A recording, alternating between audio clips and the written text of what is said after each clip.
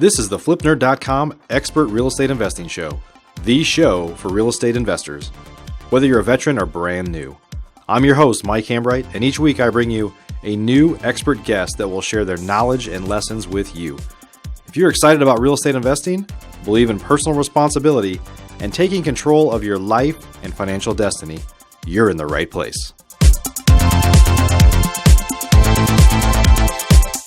This is episode number 353, and Big D, as we call him, Darrin Collins, joins us today.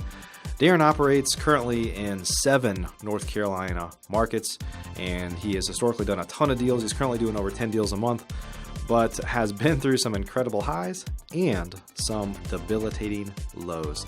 Today, Darrin is going to share his basic principles for success in business and life with us, which includes some very powerful lessons for all of us as business owners. Darrin's been in this business a long time, long enough to learn what he would do differently in hindsight and what he is doing differently to run a profitable business. Real estate investing is a tough business that provides us with incredible opportunities like no other business. But to be successful for the long haul and to maintain your sanity, it's important that you follow principles that allow you to ride the roller coaster in this industry up and down, and not only survive, but thrive in up and down markets.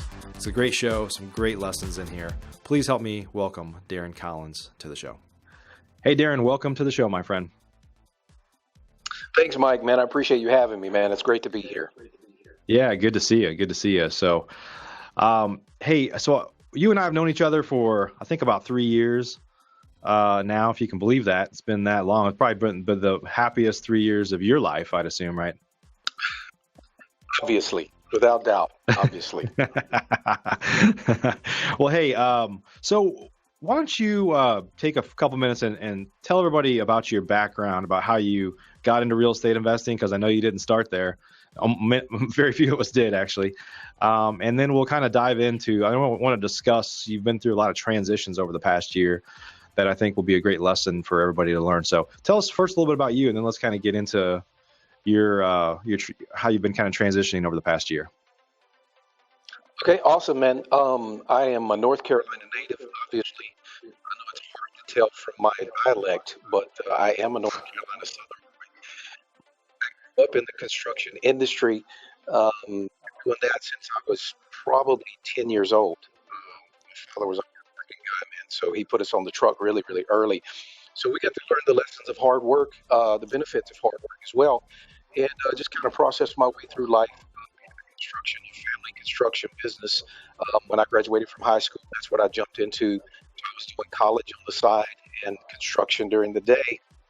I probably was for North Carolina, I was a late married guy, so I only got married when I was 29, had our first kid at 30. And I think the construction background kind of processed me into the real estate investing side. So when I got started into real estate investing, I found a great mentor. He kind of showed me a couple of tricks and trades, and he put me into the right path. I started doing some what we would call turnkey flips back in those days. That's been, I guess, almost 15 years now. And we just kind of progressed through there. So that was, what was that, 15 years ago, Mike, 2001, 2002. And went through the crash, got through the crash, lost everything we had to reboot back over again in 2009, 10. And today we do fairly well. I mean, today we built something back, actually it's way better than what we had before. So even though we went through the crash and had to start from ground zero twice in my life, it was a good scenario for me. So that's kind of how I got to where I am today. Today we do a lot of sales all over North Carolina. We're in 7 different cities in North Carolina. And, with the ability and the potential to branch out to more cities in South Carolina and Georgia as well. But we're mostly a wholesale business right now. We are just getting back into some turnkeys again, but we do mostly wholesales. We're probably double digits every month in wholesales. So our business is going fairly well at this time. Yep. And hey, for those of you listening, we realize we got some audio issues here, but just bear with us here. Darrin's got some great stuff to share. So Darrin, so you've had some ups and downs, right? And a lot of us have. And I think one of the things that you see in a market like today with real estate investors is, a lot of people want to be a real estate investor now because the market's hot, right? And there's in every market cycle, there's always a lot of real estate investors that have never been through other cycles. Like that's all they know is that cycle. And as a real business, we talk a lot in my training, people that I coach and mentor, or even on the show, we talk a lot about treating your real estate investing business like a business, not a hobby, right? And so one of the tried and true, or I guess one of the definitions of being a business is that you can survive and even thrive in up and down markets. You can roll through those cycles because we all know they're going to happen, right? So what can you share? I mean, you're like an old sage, right? I mean, you're like Yoda over there for us. But tell us a little bit about some lessons you can maybe minus the ear hair. I don't know. I don't want to get too personal here, but hey, share some stories with us about how people can learn from up and down markets and crashing and succeeding again, and just the importance of being able to pivot and move fast, and maybe share some of your lessons that could benefit people that are listening right now. Yeah, sure. So for me, right, going through, I actually entered into the real estate market. That was the best market that America had ever seen. In 2005, I could sell a house to anybody with any credit score. It was the easiest thing that I'd ever done. So my assumption was I was brand new. So, and my assumption became, this is just the way real estate is, right? So I would tell everybody out there, if you get into the game right now and you think this is just the way real estate is, and it's always going to be this way, you already have mistaken yourself and fooled yourself into getting it. One of the three principles for me that I live by in business and life is honesty. I think the first key principle to building a successful business is being honest. And that means not only being honest with everyone around you, and I don't mean that, hey, we don't lie, that's part of it. But what I mean by that is to be able to look in the mirror and analyze yourself and your surroundings with integrity, right? That is my key lesson.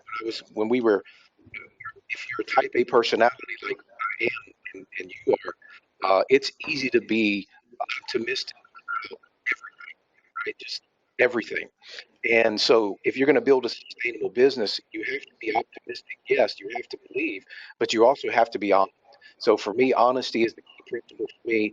And in order, so one of the things I was gonna talk to you about was we'll talk about three principles if we have time.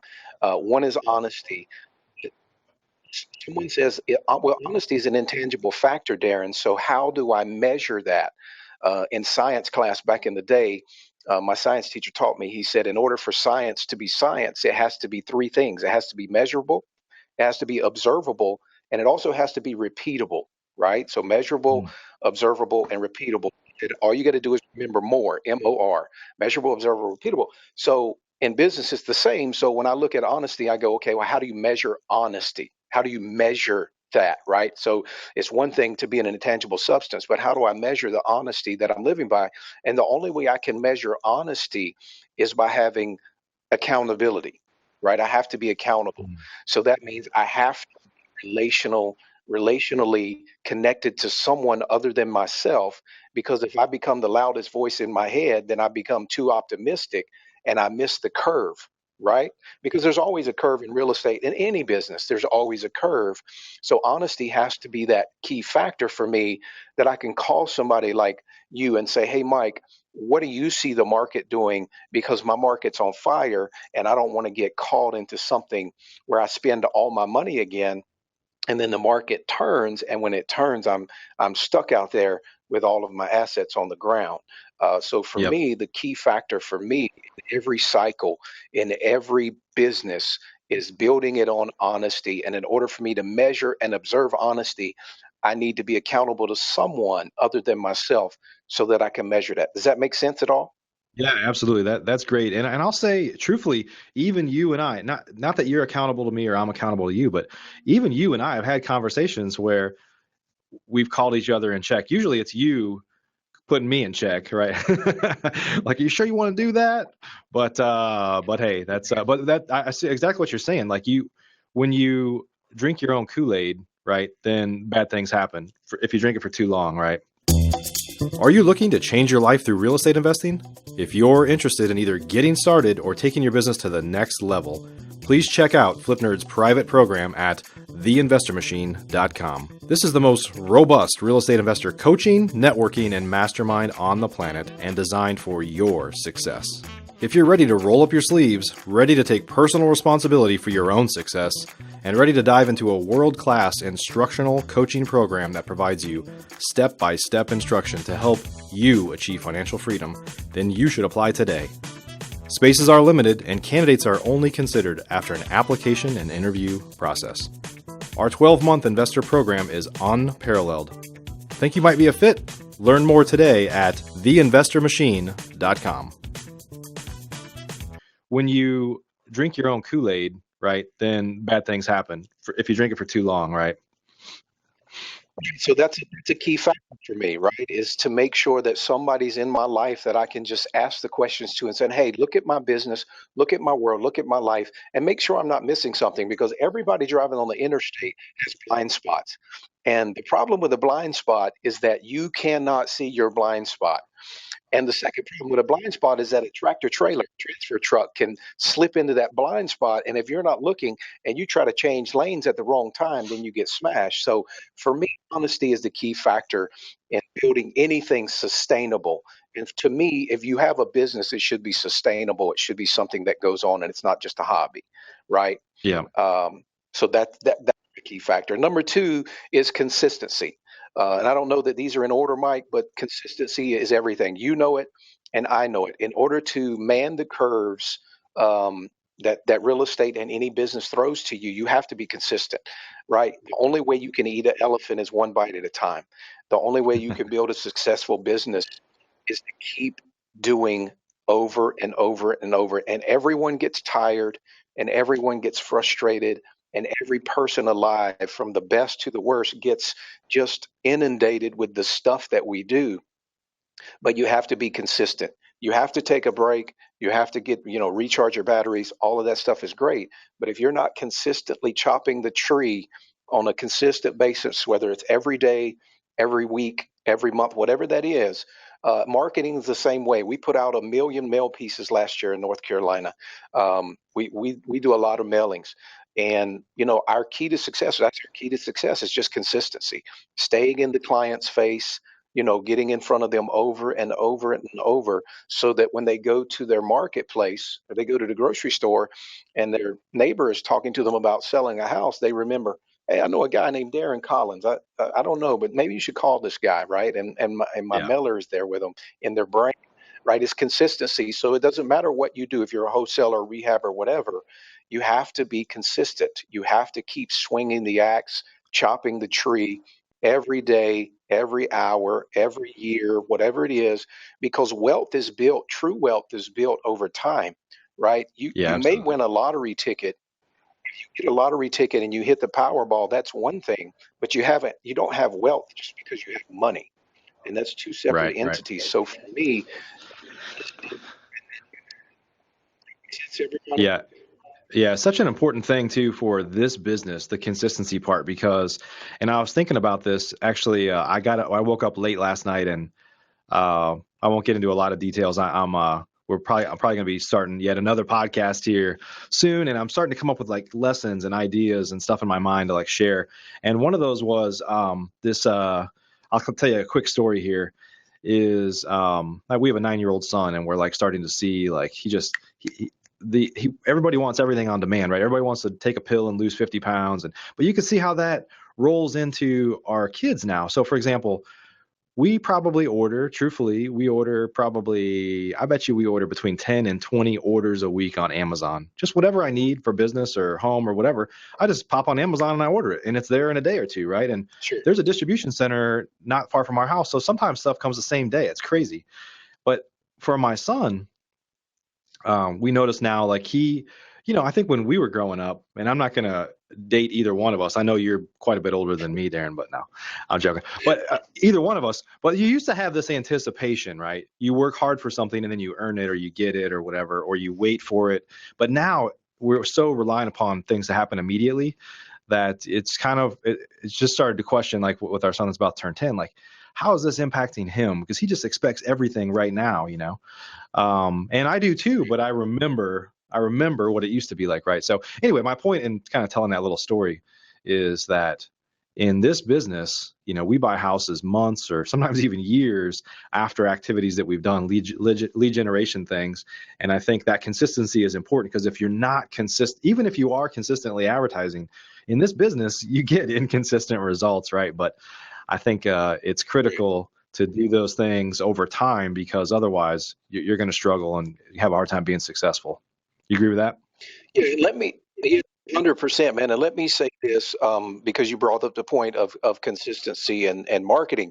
Um, in our business, I've closed houses that were 3 years old in my CRM, right? The person had been sitting in there, and we've talked to him hundreds of times over the past 36 months. But time and circumstances finally changed for him, and now all of a sudden he's ready, and Yeah. the reality becomes, if we're not consistent with follow-up and marketing, right? Because he was still getting my mailers, he was still getting our phone calls, he was still getting our emails, he was still getting all of those things, even though his circumstances haven't changed at all. But when they did change, he remembered us, and we got on the phone, we got the deal, we closed out the deal, make $25,000, whatever that is. I don't know the numbers, but it's that consistency that we commit to. And one of our core values in our business is consistency. We follow up until we're done, until we're completely dead, Yeah. because that's the reality of life in business. If you fail in those measures, you will fail in the long term, because a lot of us, especially starting out in real estate, it's easy to get a fat check and then get a little lazy, right? You get a $30,000 wholesale check, it's easy to lay back a little bit. But that's when I teach all of my people, when you do start to get ahead, that's when you push harder, because it's that consistency that'll get you to the next level. Because it's one thing to make a check, it's another thing entirely to sustain that lifestyle. And in order to Right. sustain that lifestyle, you have to pay for it and become completely consistent in all that you do. Yep. Yep. Absolutely.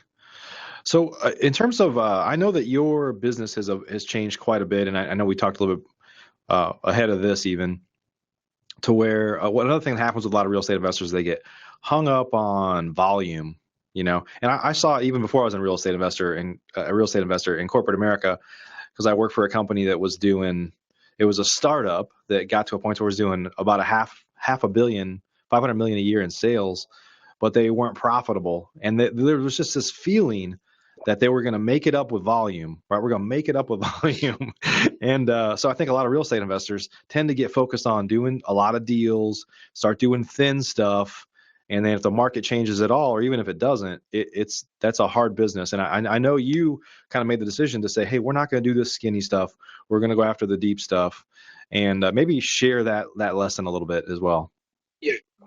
Sure, sure. So the third point, just to be really clear, honesty, consistency. But the third point of success in life and business is flexibility. You got to be Mm. flexible. So if you're not flexible and you get into something, you start getting into. So I'll give you for instance. A year, 15, 18 months ago, we were doing 15, 20, 22 contracts, 24 contracts, 28 contracts. I remember one month we sent out 32 contracts. And, that's really cool. And that's really sexy to a lot of people. But to Darren, it became mind numbing, right? I just got a lot of paperwork going to and fro. I got a lot of deals that are closing out. And then I started looking and I'm like, well, I'm not making any more money, right? So last year, I made a decision. I made a conscious decision last year to say, all right, guys, um, we can do 20, 25 deals a month, but we're not going to do small deals anymore, because I figured out that $10,000 wholesale deal, if something goes wrong, it becomes a $5,000 deal. And if you stay in this business long enough, you start to realize that, man, 50% of our deals have hiccups, right? That's just part of being in the game, that you have a hiccup, Right. something changed, or this guy decides he wants another $2,000 because he wants to buy his girlfriend a Gucci watch or whatever that may be. So the reality for us was, Mike, I said, well, for me, I'm not going to do small deals anymore. Right. We're gonna go from, because our margins used to be, we need to make $10,000 a door. And so we started shooting for $10,000, right? So I said last year, I said, look, we're not going to shoot for $10,000 a door anymore. We're going to shoot for $25,000. And because if we mess up a $25,000 deal, we can actually make still 18, 17, 18, $19,000. And so when Yeah. we did that, we lost money. We lost money for 6 months, right? We had all of these contracts and I just started cutting them out. I said, I'm not doing this. I'm not doing that. I'm not doing this. And everybody's mad. Everybody's, you know how it goes, right? You know this game. Yep. Everybody's upset, going, I can't make any money anymore, Darren. I don't know what I'm going to do. Blah blah blah blah blah. So anyway, long story short, we lost money for 6 months, and that's part of that consistency as well, right? So when you get into this, you've got to realize that there are times, if you're going to build a real business, that you're going to go through some loss, right? That's just part of living. You're going to go through some loss, and you got to know in yourself that you've been flexible enough to build something better for yourself and for your future, so that when you get to where you actually want to go, it's what you had envisioned. So for me, when we made the shifts last year, we decided we weren't going to do those small deals anymore, and we lost money for 6 months in a row. But a couple of months ago, probably 2 or 3 months ago, we started to see the results of that consistency, and now we're closing, like this month. This month, I'm closing two deals over $60,000 a piece. Two deals, and I'm in North Yeah. Carolina. I'm not in San Francisco. I'm not in New York. I'm not in, L.A. I'm in North Carolina, dude, and we're closing two deals, and both of those deals are over 60,000. We're closing a lot of deals, but we've got two monster deals this month. I just closed one last week, over $40,000. So, it's that flexibility to look at your scheme, look at your system and your strategy, right? Your strategy, and go, man, this is sexy to other people, but one of the things that I found out, Mike, is if I make $5,000, it costs me just as much brain power to make $50,000, right? I have the Right. same administrative cost, the same, brain loss, whatever that looks like. So I just decided, I said, forget this. Let's do big deals. And now we've cut down our volume. We've cut it in half, if not more. We probably cut it by 60 to 70%, and we're building that back up. But right now we're closing out, I think in this month we're going to close out 13 deals. Um, but our deals are enormously larger, right? Yeah. And Yeah. and I'm learning through the process that the bigger deals, even though you may have a hiccup here or there, it makes you smile a lot more when that check comes across, dude. A Yeah. lot more. Absolutely. So it makes it worth it. Absolutely. Does that make sense? Yeah. Yeah. Yeah. So talk about the fortitude to be able to do that. So you have I know you have a large team. You have a lot of salespeople, things like that. So you probably, my guess is you probably had some turnover during that period. People that didn't like the new model, didn't want to stick with you, all that stuff. But talk about a lot of people that are listening to this show right now are probably one man bands, or maybe a couple, two partners, something like that, smaller team where it's not only is it harder to make that decision, then you're the one that's executing it as well. And it's real easy to second guess when you see that skinny deal come across. You say, well, it's better than nothing, so let me just stick with it. But just talk about like what it takes kind of in your heart and in your head to overcome that issue. Well, I think there's the biggest piece to that is that I'm really, really stubborn.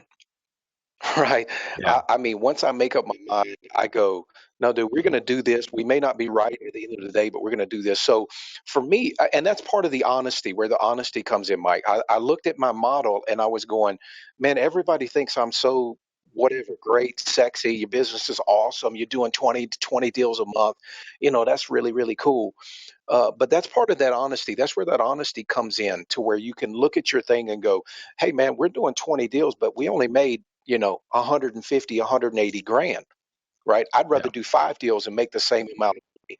So for me, it was about fortitude, but it's also about just knowing what you know, right? So when you know what you know, you have to go with that. So one of the Yeah. things for me is that I don't let everybody give me influence, and I don't let everyone in the world influence my life. I have a few people in my world that have some say so in, hey, Darrin, just check this piece out. And so I let those people talk to me, and as we discuss that in honesty, I go, man, I can't keep doing 100 deals in 30 days or 30 deals a month and make $7,000. It just doesn't make common sense. So I think for us, right, we did have turnover, we did have loss of personnel. But for me, I just made a conscious decision that it was better for me in the long run I would rather do 5 deals a month and enjoy those 5 deals, especially when those wire transfers come through, Yeah. than to do 15 or 25 deals and just be fighting every day of my life. So it is about fortitude, but that honesty comes into play with that, so that you can really, really objectively look at your model and go, is this really working? Is this really working? Because one of the things, I read a book, Mike, you might want to get this book. It's called From Impossible to Inevitable. Forget the author right off the top of my head, but From Impossible to Inevitable. And in the book, and this was part of my change, because in the book, the guy says you cannot build a sustainable long term business with small deals. And he's not a real estate guy. He's talking about whatever kind of business you're in. Right. So that kind of triggered me. It triggered my brain to go, that makes sense, because I don't want to go. I mean, we have the potential to go to 13, 14 states if we choose, and I don't want to go to 10 states and be doing five and six and $10,000 deals, right? If Yeah. I'm going to drop $40,000 in a city, or $10,000 in a city for marketing, I want to see that fruition come out. So for me, it was just an honest, integral mindset that said, I can't make this a large business and do little bitty deals. That's all it was Right. for us. Yeah. Yeah. And I went through that quite some time ago now, where we were doing maybe 70 deals a year at the time, and I was doing about 50% of those were assignments. But I had access to capital, and I had a good rehab crews and stuff like that. And I was like, well, you get to the point in your business where, and I'm not saying that everybody should be 100% rehab, and I was never 100% rehab, but we just started to realize, like, we could double our advertising, double our staff, and do all that and do more assignments, or I could just turn more of those assignments that are in pretty safe areas where I'm real comfortable rehabbing them. Instead of like $10,000 or $12,000 deals, I could turn them into $20,000, $25,000 deals, and essentially make less money with doing less volume. And once I kind of figured that out, not that I haven't had more challenges, but at the time, that was there was a year where we did like 20 or 30 deals less, but I made more money.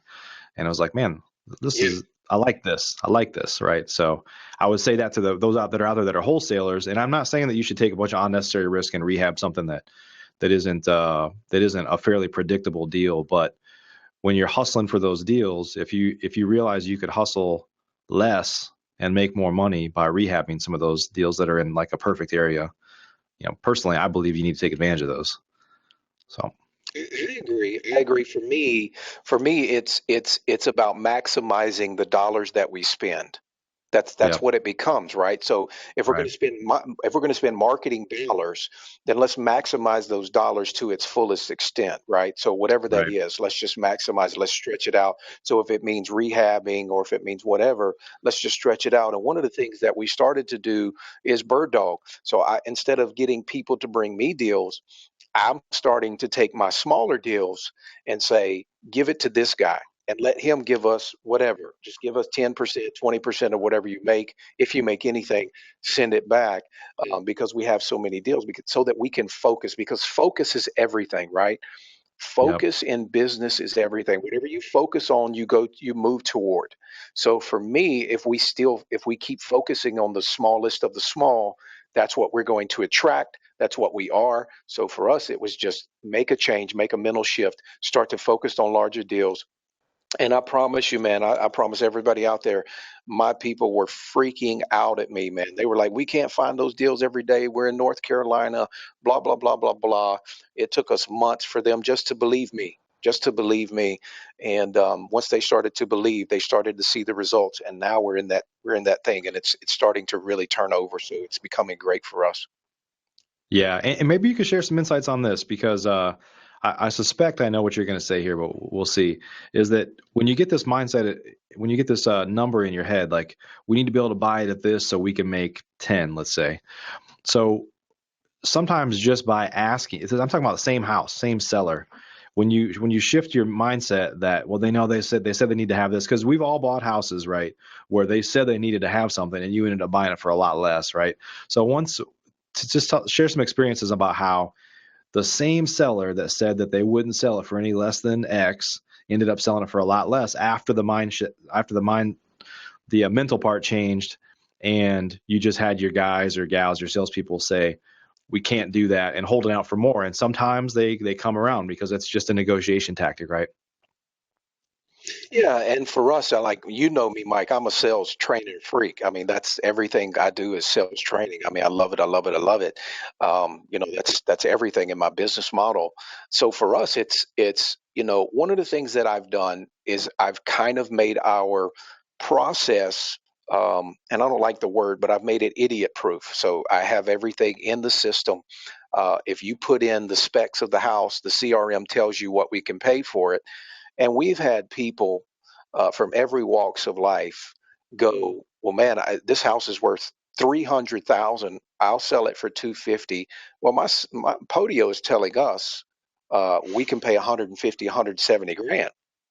So we're 100 to $75,000 apart, and I have reps that come to me and say, "Well, hey, Darrin, what about this?" And da da da da da. And I say, "No, you stick to the number, and let's just let this thing unfold." So there's a belief set in there. There's a belief set in there that I teach my people that money doesn't exist at all. It doesn't exist. It's only exchange of value. There was a time in America where we traded chickens for, a house or whatever that looks like. So Right. money doesn't really exist. It's only a value changing. So I said, we live in a psychological world. So I train my peeps. I say you have to get to the root of what they're trying to do, right? Because that guy could say he needs 100 grand. I'll give you an example. I had a seller at $30,000. I didn't do the contract. One of my reps did. We finally get the house sold. As much as I could get was 28 grand for the house. So all things being equal, I'm losing $2,000 on this house. I go back to my seller. Now he's at 30 grand. And I say, Mr. Seller, I said, and I personally took the call. I gathered all of my reps around me and I said, I need you guys to listen to me do this. I get him on the phone and I say, Mr. Seller, I can't get to 30. It's impossible. I need to be in single digits. It's all said and done. I need to have this somewhere around seven to $10,000. He had a fit. Like, oh my God, I can't do that. That's way too low. Blah blah blah blah blah. I said, well, Mr. Seller, tell me what you're trying to get accomplished. And this is really good. Somebody who does this would really appreciate this. I said, tell me what you're trying to get accomplished. Well, my sister has lived in the house for 3 years and I've been paying the taxes on it. I need to get my money back. I said, well, Mr. Seller, tell me how much the taxes are. Well, at the end of the day, Mike, the taxes were a total of $2,500. I said, okay, so you just want to get the taxes back. What's next? Well, I had to do this at the court. Da, da, da, da. I had to pay an attorney and all this other stuff. I said, well, Mr. Seller, how much was that? He said, that's another $2,000. I said, so we're at 4,500. What else? He said, well, I want to make a little bit of money on it. I said, so if I make you $3,000, that's a great ROI. You got seven in it. I'm going to make you three. That's $10,000. How do you feel about that? At the end of the day, and I know I got the contract signed at $10,000. We sold it for 28. It's a small deal, but he was at 30. Right? He was at 30. I can't take less than 30. There's no possible way. I will not sell this house less than 30. But what I did Right. is I just kind of analyze it to try to figure out for Mr. Seller, what does 30 actually mean to you? Because most of the time, your seller doesn't really know what they want. And I've found this out, Mike. I'm in the people business, right? I'm not in the house business. I'm in the people business. Most people have no clue what they really want in life. And the people, here's all the successful people that I know in my world. They actually know what they want. Yeah. right? And so for most of our sellers, they'll tell you a number just because their cousin said that's a good number, but in reality, they have no idea what they're going to do with the money or what they actually want to get out of the house. So you have to get down to the deep root of that, and then you can, because we lead them to a logical conclusion, but you have to get down to the root of it so that you actually can take them to that logical conclusion. Yeah, you ultimately are just trying to solve somebody's problem. So if you don't really understand their problem, then you don't know how to solve it. And a lot of times I use this analogy all the time. When I walk into a store, I'm sure everybody can relate to this. Sometimes you're going into a store and you're going to spend some money. You're going to buy something. You just don't know what yet. You ever have those days where you're like, I'm going to buy something today. I don't know what it is, but I'm a Yeah, consumer. for I'm going to sure. buy something. But you walk into the store and a salesperson says, "Can I help you with anything?" "No, I'm just looking." Like you already know you're going to buy, but that's like our defense mechanism and that's the defense mechanism of a seller to say, "Well, I need 30 grand." It's like, well, they probably, this might be some room there, right? But they're just not going to open up yet unless you really start to understand what it is they need. And then the reality is for us, right? Here's the reality.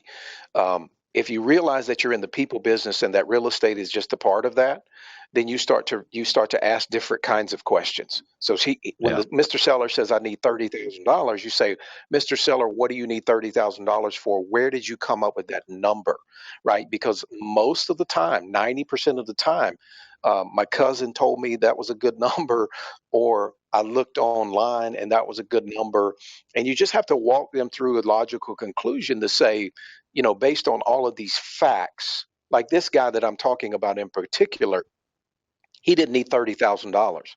He needed $7,000 to get done what he was trying to get accomplished, which was to get his money back and to make a little bit extra. Well, I gave him Yeah. $10,000 for the deal, and he was ecstatic about it. So for me, it's about finding the real issue for this person and not just going by what they say, because like again, most people have no idea what they really not want or what they need, so you got to get down to Right. the Right. root of it.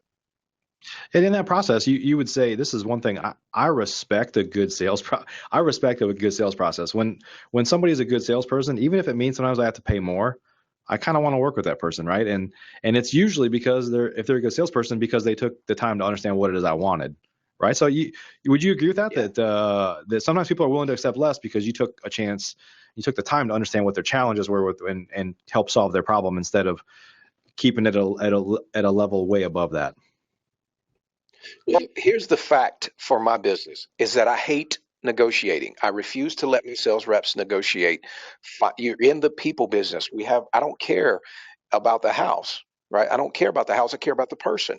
So when I care about the person, I want to find out what are you trying to get accomplished, and let's see if I can help you get that goal accomplished. And then everything goes out the window, right? All the numbers move away. You don't have to worry about any of that other stuff because it's about Mr. Seller. What are you really trying to get? I know you say it's 30,000, but what are you really trying to get done here so that and here's what you got to get comfortable with. Here's a lot of newbies. They're not comfortable with this, Mike. They're not comfortable with, well, Mr. Jones, I don't think I'm the right person to help you with this, and letting it go. That's the big deal. Sometimes you just gotta let it go because, man, I tell my folks, right, the new people that come on, you got to talk to 400 to 500 people before you make $25,000. 400 to 500. Now that's our numbers. We got 17,000 people in our CRM, but 400 to 500 people before you get a deal. So, you've got to learn in this business that just because you're sitting in front of somebody doesn't mean that that's the right person. So for us, Yeah. it's more of tell me what you want to get accomplished. Tell me how I can help you to get there. And let's work this thing together because my whole model is built on being a coach and not a negotiator. If you're a coach, then you try to find what the client is trying to get accomplished. If you're a negotiator, you're trying to get what you want to get accomplished. So that's just a Yep. different mindset that we approach it with. Yeah, yeah, awesome, awesome. Well, Darrin, just a couple final things here. Maybe you could share, like I said, there's a lot of people that are listening to this that might be new.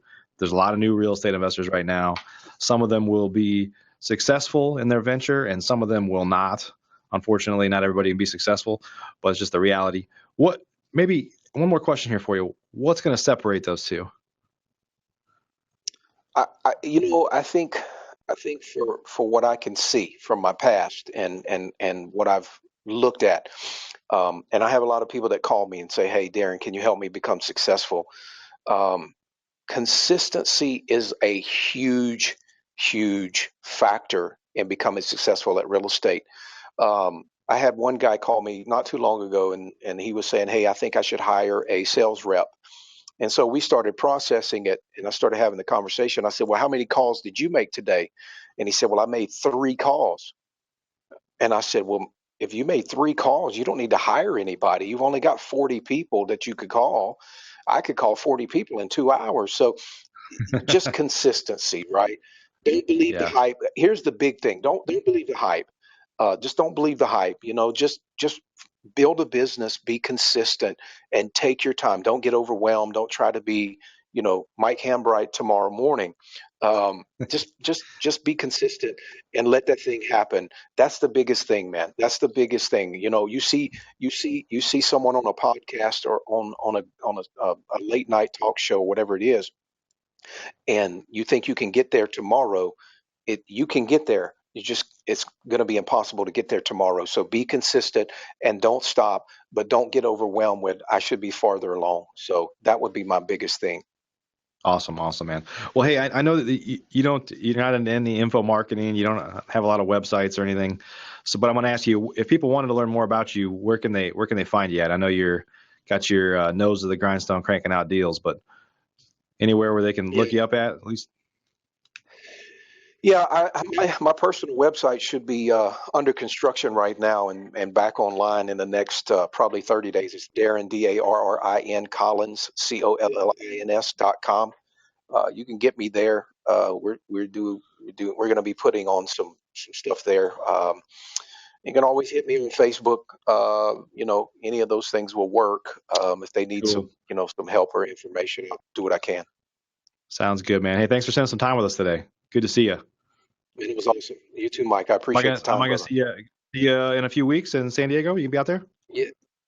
Yes. Okay. I have already scheduled everything. We'll see you in June. Awesome. All right, Darrin, thanks for joining us today. Everybody that was listening in, join us today. Appreciate you. This was episode number 353. Been cranking through these things. So we'll keep some more coming at you. So everybody have a great day. Take care. Thanks for joining us for this episode of the FlipNerd.com Investing Show. If you're not yet an elite member of FlipNerd, you're missing out. We have tons of great training, including a new detailed masterclass published each month and live training webinars with experts twice a month. Plus, you'll get access to all of our archives, where we already have a growing library of masterclasses and other training videos. Elite members also get membership in our incredible online mastermind group, where many of the top real estate investors from across the country, including many of the hundreds of guests I've had on the show in the past, are already members. Whether you're brand new, looking to get started, or a veteran, you simply must join today. I promise you won't be disappointed. To learn more or join today, please visit FlipNerd.com/lab. That's FlipNerd.com/lab. See you on the next show.